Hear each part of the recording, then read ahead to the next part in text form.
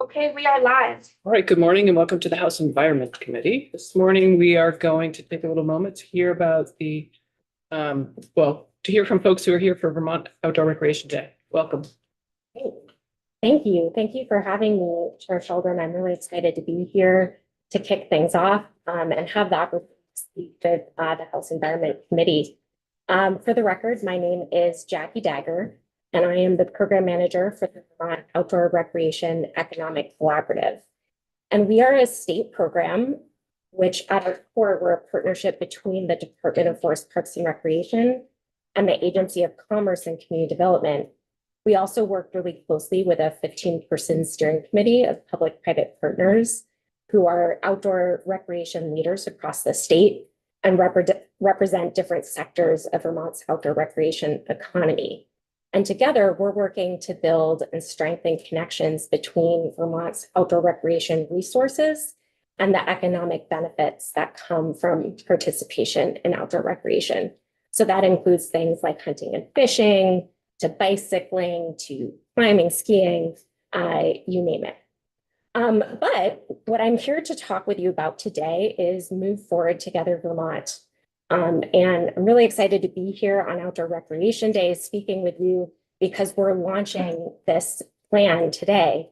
And Move Forward Together Vermont is a strategic vision for outdoor recreation in the state for the next 5 years. So over the last 18 months, we've been, VOREC in partnership with the Department of Forest Parks and Recreation have been leading a really large scale planning process. And we've had over 2,500 people engage in this plan. To put that into context, that's 4 of every 1,000 people in the state. So a lot of really robust participation. And those people showed up and participated through 28 focus groups. They participated through 2 public user surveys. We also looked at the recreation provider survey that was completed by the Vermont Recreation and Parks Association. We did 1 outdoor business survey with outdoor businesses across the state. We held an outdoor leader summit to help us develop the draft vision and priority actions. And then we held 2 in-person open houses to collect public feedback on the draft vision and priority actions. We also had an online feedback form that people were able to share feedback with us through. So lots of really robust public engagement. We learned a lot from all of that public engagement about outdoor recreation in our state. So we learned that 90% of people in Vermont recreate once a week or more. That's huge. Those participants are going outside to enjoy Vermont's world-class outdoor recreation resources, and they are contributing economic benefits back to municipalities, actually generating $2.1 billion and employing 16,000 people. Those numbers are really impressive, not only for a small state like Vermont, but also nationally. Vermont is second in the country for value add from outdoor recreation. So outdoor recreation is obviously a very big deal in our state, especially since 90% of people go outside once a week. While those people are outside, we learned that the most popular activities that they're participating in are walking, hiking, swimming, flat water paddling, and gardening.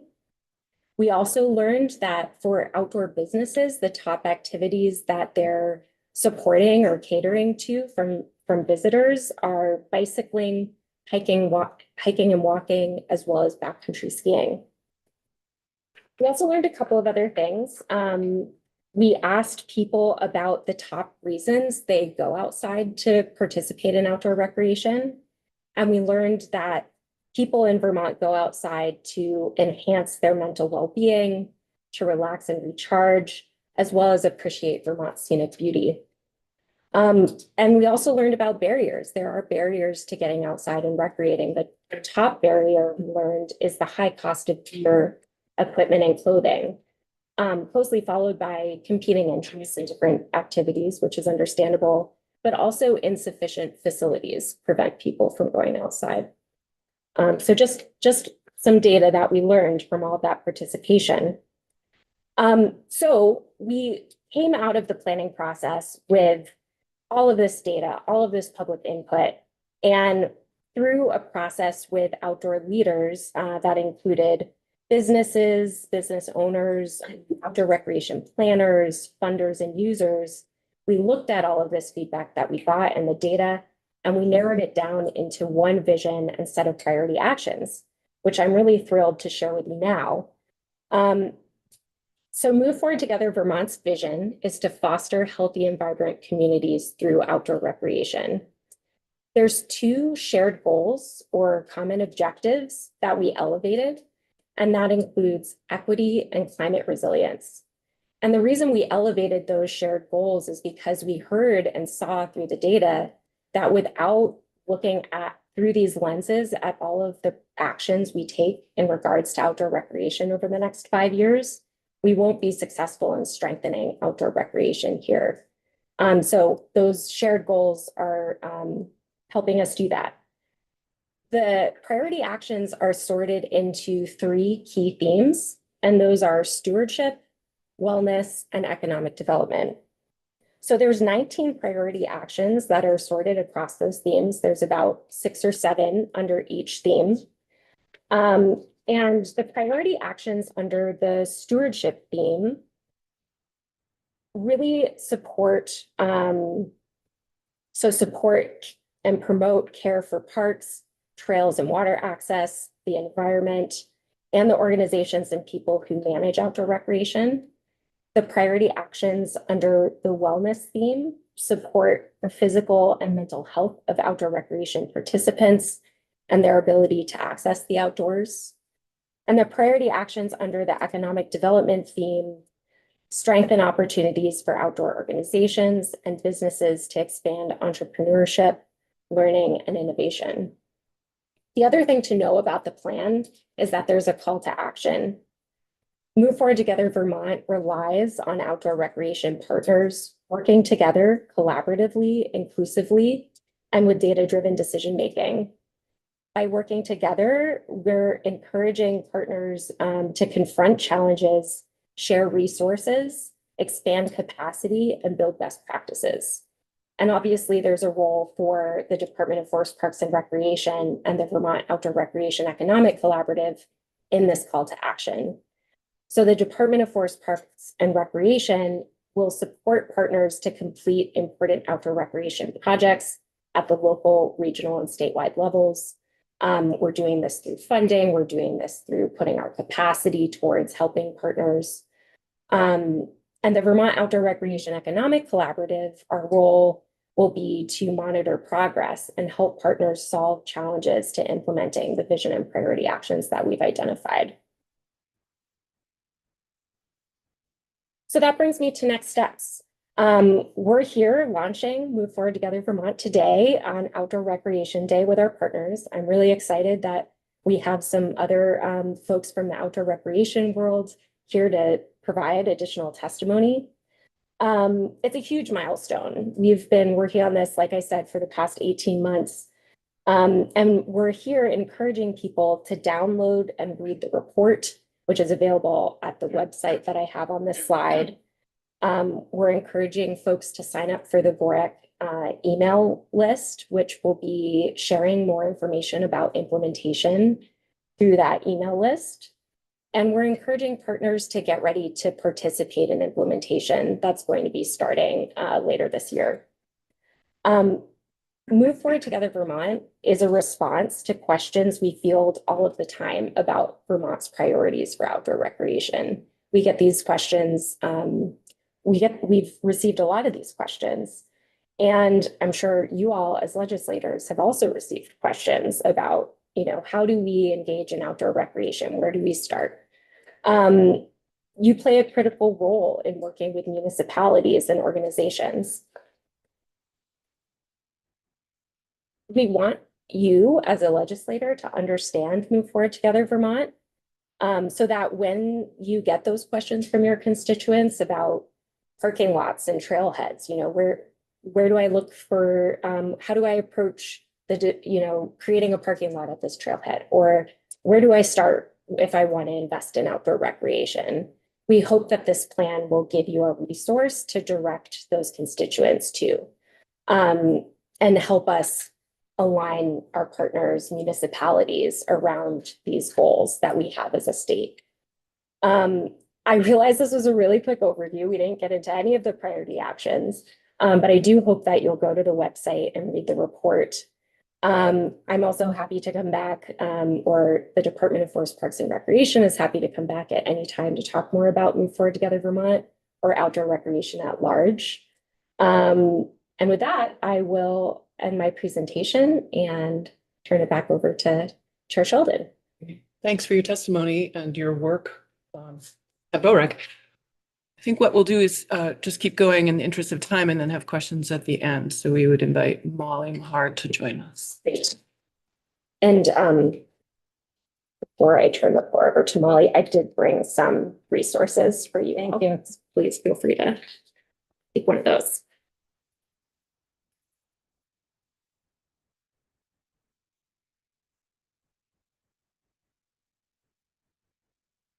Thank you, Chair Sheldon, and to the committee for your time today to talk about Outdoor Recreation Day.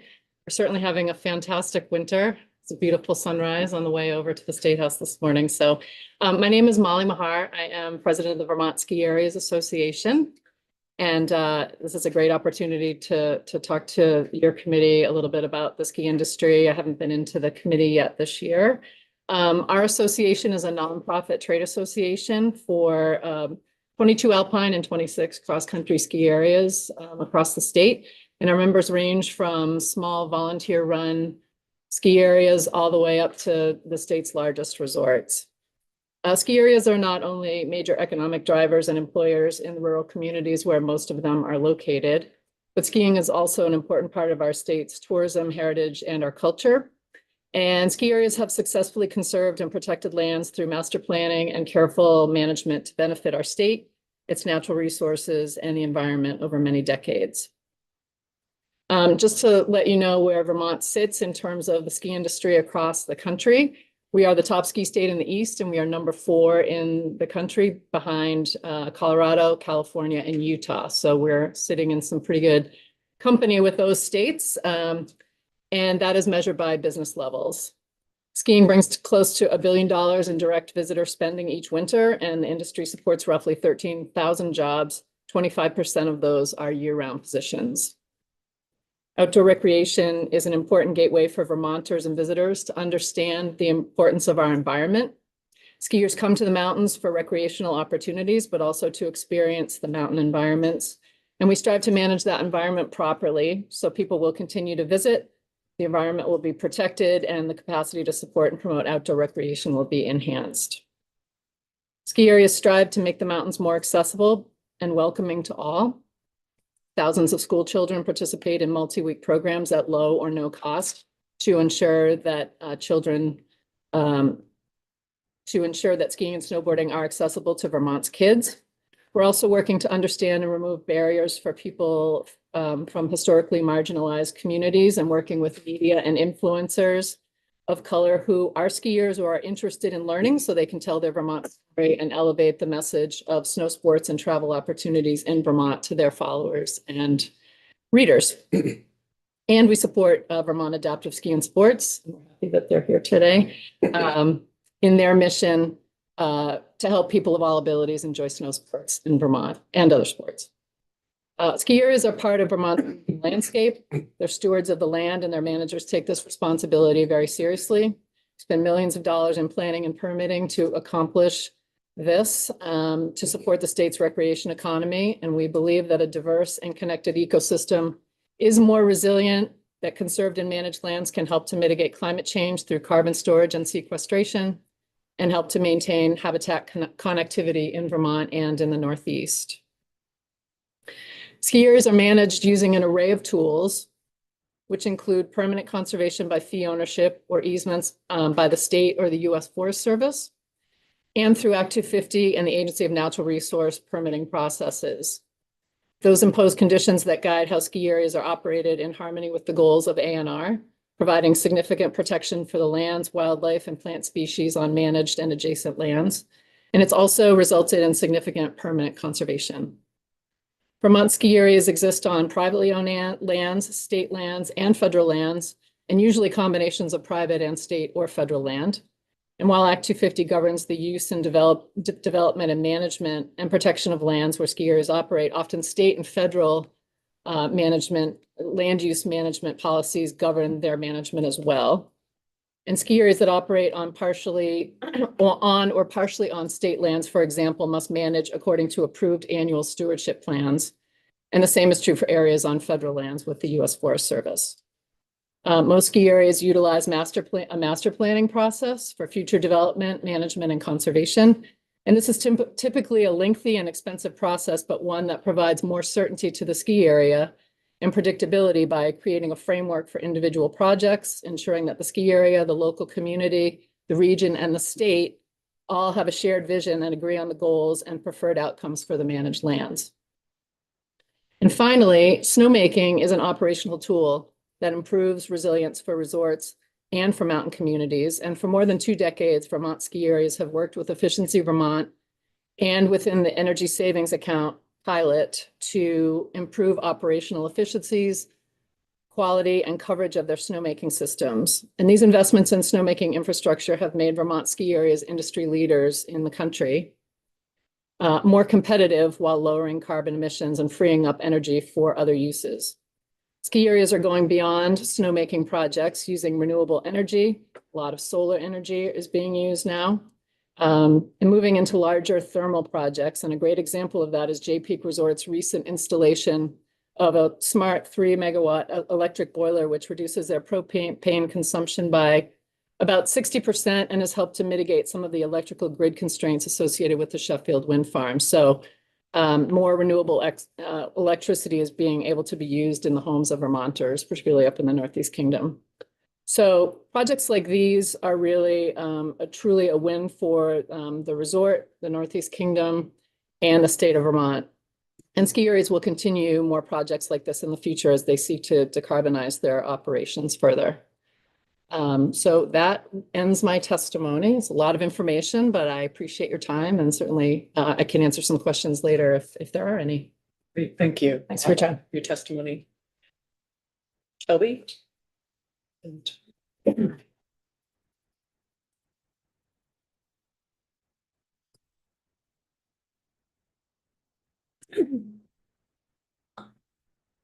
Still hoping there's no reverb. Bear with me a moment while I load my slides to the Zoom. Think that we had.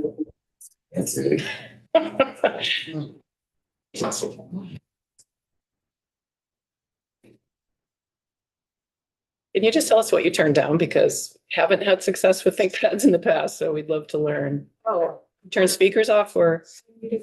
both. Okay, so, but we're not The magic maker there. muted then. That The room's video not, She's on. but the room's not. The room is not muted though.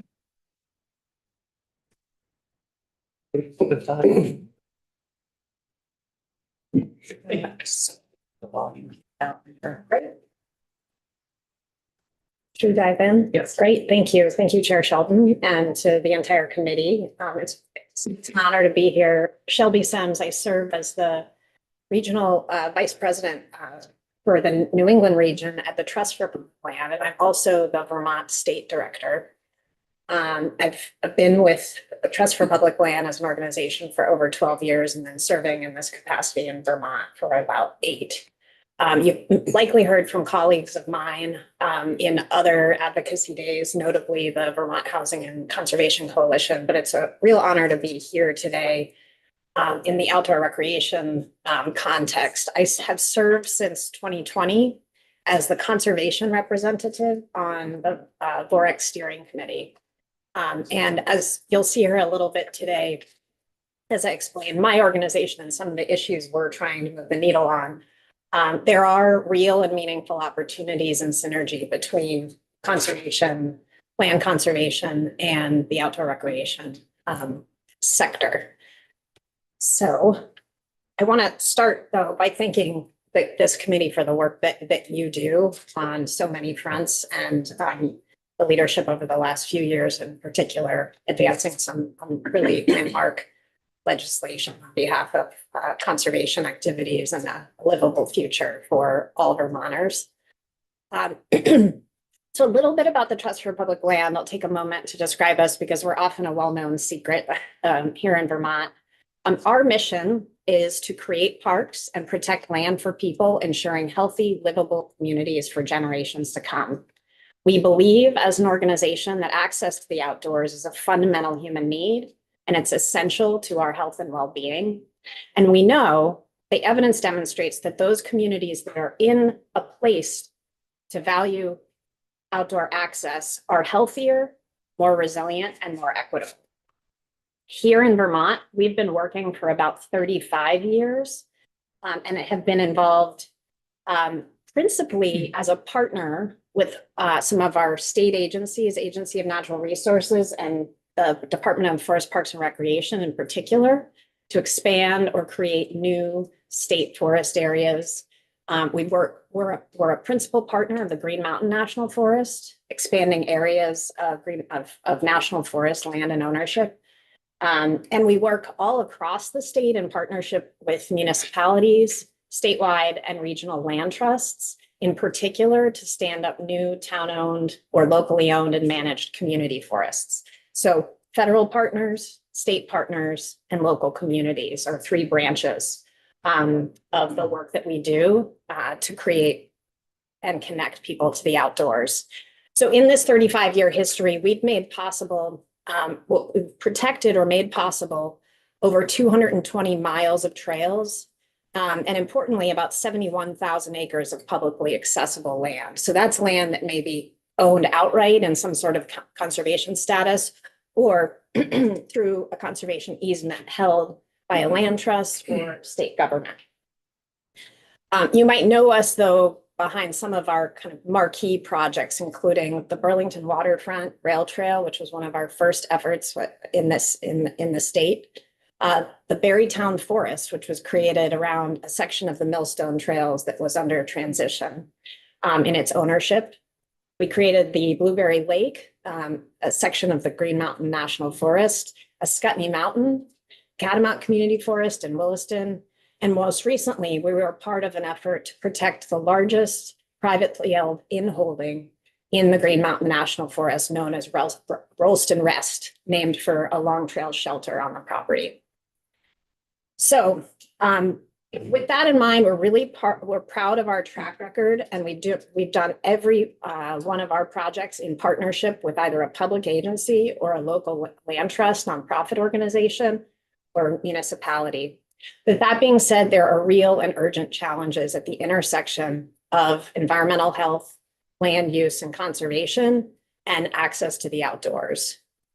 We're motivated by the fact that Vermont is losing up to 12,000 acres of forest land a year. This is the backdrop, the canvas of our outdoor recreation sector. 63%, this is really a data point for you to understand, but 63% of Vermont's conserved land offers public access compared with some of our neighboring states. This actually has to do with the relative preponderance of farmland protection within our conservation portfolio in the state, which rightfully does not prioritize public access as some of the forest land conservation does. Through some analysis by our organization, we know that more than 1 out of every 5 Vermonters, including over 30,000 children, lack close to home access to the outdoors. We define this as access to permanently protected, accessible open space of an acre or more within a mile, which is a 10-minute walk. So if we were to think about open spaces that were larger than an acre, or forgive me, actually not a 10-minute walk, this is a 10-minute drive, which is a much more significant. We talk a lot about our work in the context of urban areas too, where a 10-minute walk is something achievable, a 10-minute drive. And last but not least, about 43% of our K through 12 schools lack walkable this is walkable, off-campus park or open space. And we also know that those gaps actually worsen in communities that are low income or suffer from CDC demonstrated poor mental health data. So this actually is a map to kind of spell out a little bit how the overlap between our conservation areas, and in this case, trails across the state, map to social vulnerability as well. One of the things that might jump out at you about this map is just how significantly concentrated our trail infrastructure is in this state at higher elevation mountain regions of the central Green Mountain Spine. Part of this is because there's a lot of reliability and predictability to developing trails on public or somewhat protected land, and that's really meaningful. We also know that we need to be advancing trails, protecting trails, but also placing them on protected land in very purposeful ways. But this is possible to do, and it's important. So one of the other pieces that I wanted to kind of bring alive for you all is a project that we've been working on over the last few years at Trust for Public Land in partnership with the town of Walcott, Northern Rivers Land Trust, and the U.S. Forest Service Community Forest and Open Space Program. So this is a project that brings together that protects and brings under local town management about 800 acres of land next to the local elementary school in Walcott. And you may have heard about it before, but it's a great demonstration of how outdoor recreation, trail development, and open space protection can coexist. So this is a property where about half the property is prioritized for low impact management. There is going to be in the other areas near the village center and the elementary school, there's going to be a 5-mile trail loop developed, accessible from the elementary school into the downtown and the Lamoille Valley Rail Trail. And that's funded by Vermont Outdoor Recreation Community Grant Program. So that's just an illustration of when the best parts of these sectors overlap and how we can ensure that the conservation momentum around this state delivers economic, community, and kind of pro-social benefits of people being able to congregate outside and build community that way.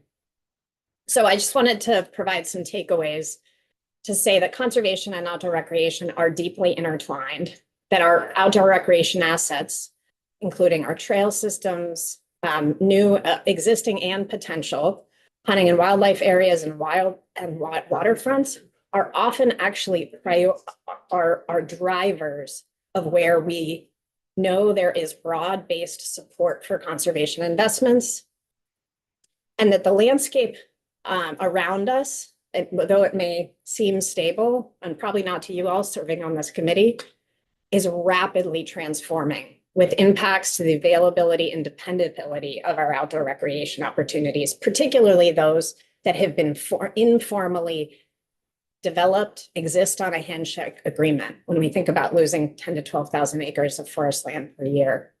So I want to point out that the landowner recognition certainty efforts to recognize landowners for trails, the work around Act 59 and 30 by 30 and VHCB investments are critical to upholding and improving the outdoor recreation sector's vibrancy here in Vermont. So with that, I'll close and look forward to opening it up for questions when we're ready. Thank you for your testimony. I want to just let folks know we do have a few minutes for questions. The next presenter has a little time, so we have some space for that. And I want to acknowledge that Vermont Adaptive is here. And I didn't know if you want, I don't know your name, I'm sorry. I'm Kim Jackson from Vermont Adaptive. I didn't know if you wanted to take a minute, just tell us about you, or if we should just go to questions. We provide sports recreation for people with all abilities throughout the state of Vermont, and we work very closely with Ski Vermont, Borak, and an organization. So outdoor recreation is what we do. About half of the folks we serve are in-state, and the other half are 50% tourism dollars. So all of these entities are critical to what we can provide. And thank you for allowing us to sit in and listen and share our stories. Thanks. Thank you. Do members have questions for any of the witnesses? Representative Bartholomew and then Sakowicz.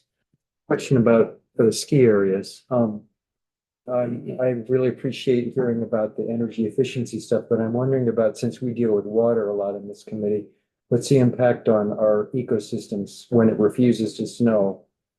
A lot of water has to be used to make snow.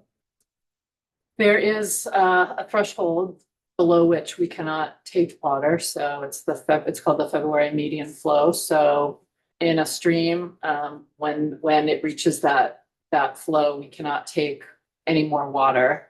So that is why many ski areas have built holding ponds for snowmaking, so that they take water from those ponds, and then those ponds can replenish when the flows are higher.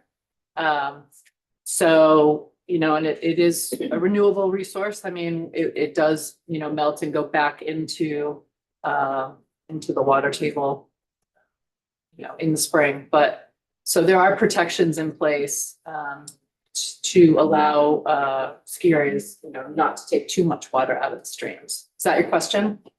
Yeah, basically. So there might be times where you run out of water and you just can't make any more. That's right. So, okay. Representative Sakowicz. Yeah, question for Shelby Sims. I'm someone who has spent a lot of time on trails, biking and hiking over many years.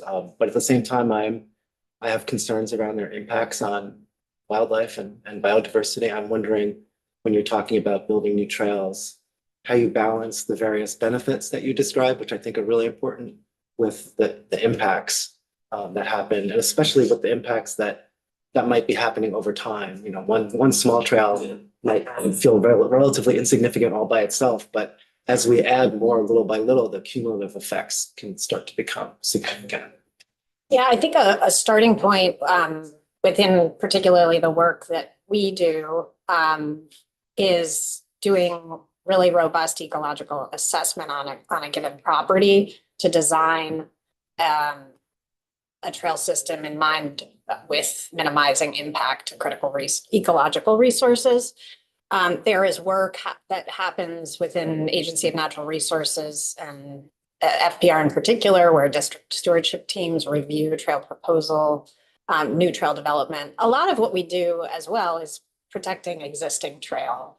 And I think in the case of stretches of the Appalachian or Long Trail, or even local community level trails, you know, there's historic use that is important to recognize and celebrate and prioritize from the standpoint of creating new and permanent, reliable open space around that community asset. So it's a critical question. I think that you know, there are efforts in place to understand how we can develop trails with the right type of regulatory you know, oversight and purpose-built oversight for that kind of development, and we would be very supportive of that. So Shelby, again, I am 100% in alignment with your theme of people being outdoors more and enjoying the outdoors more, and the health impacts that has. But it does seem to me that there is a bit of contradiction in the direction we're taking, where in general, we are trying to encourage people to live in city centers and concentrated high density areas where they're not living in and amongst nature. And quite frankly, my personal experience is living on my 13 acres, which is in and amongst other owners of 13, 10 to 50 acres in amongst farms. I love nothing more than being out skating on my pond in the winter and cross-country skiing. And when the kids were young, just kick them out and go outside and play. You know, we didn't have to drive 10 minutes to go anywhere. It was just literally outside the front door.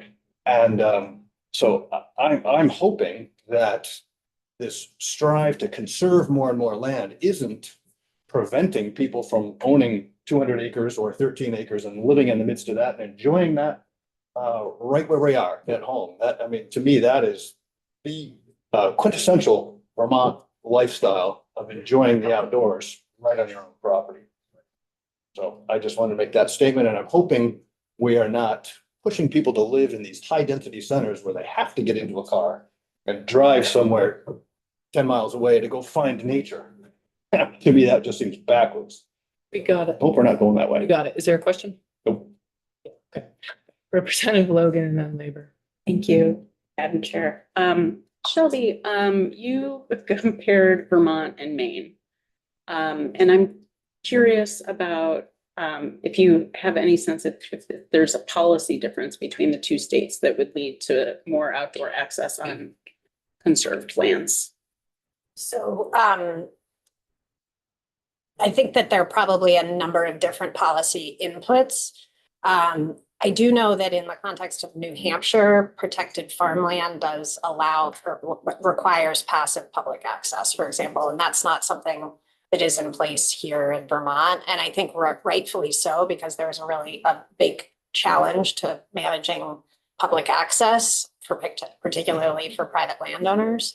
And so I'm not suggesting that we revise that approach, but we need to think about diversifying the type of conservation investments we're making to heighten, an ongoing importance of forest land. One of the principal drivers of forest land at scale, forest land protection in the state of Vermont and New Hampshire and Maine is the U.S. Forest Service Forest Legacy Program.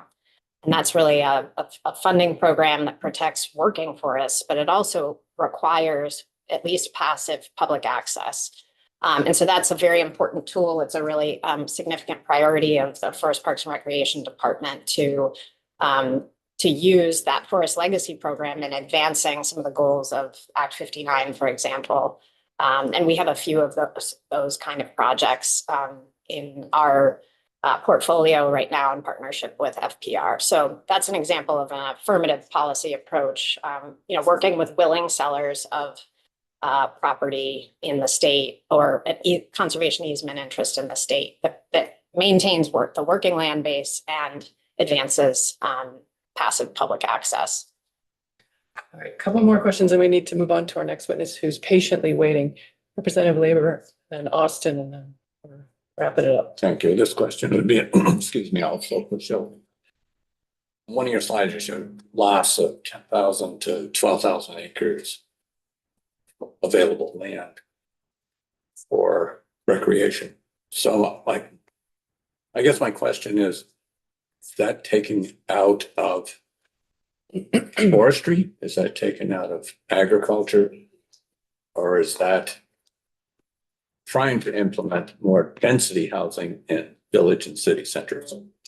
So that data point, the loss on average annual loss of forest land specifically, comes from the USDA, US Forest Service Forest Inventory and Analysis data set, which is a national data set that they analyze at the state level. So that is actually, if you think about it, it's conversion of forest cover. So it doesn't speak to whether it's what the drivers are beneath that, whether it's parcelization, development, it's loss of forest cover. Representative Austin. Yes, I was just wondering about the, I know you have migrant workers, I believe, that come to work specifically during the ski season. Is that accurate? They are here on visas, so we utilize two types of workers, the J1s, which are a cultural exchange, student cultural exchange. A lot of them come from South America because they're on their summer breaks and they come up here to work. And so that's a defined time. They're usually in country from December until mid-March, mid-December to mid-March. And then the other one is the H2B workers, which are non-agricultural temporary workers. So they're typically more skilled workers like food service or something like that. So they're here and they can stay in country. A lot of them will go work like on Cape Cod or a summer resort for that season and then come back for the winter.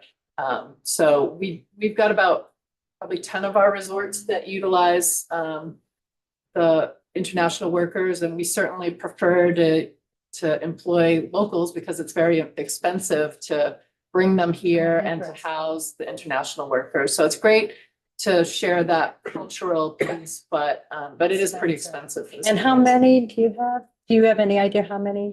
We probably have, let's see.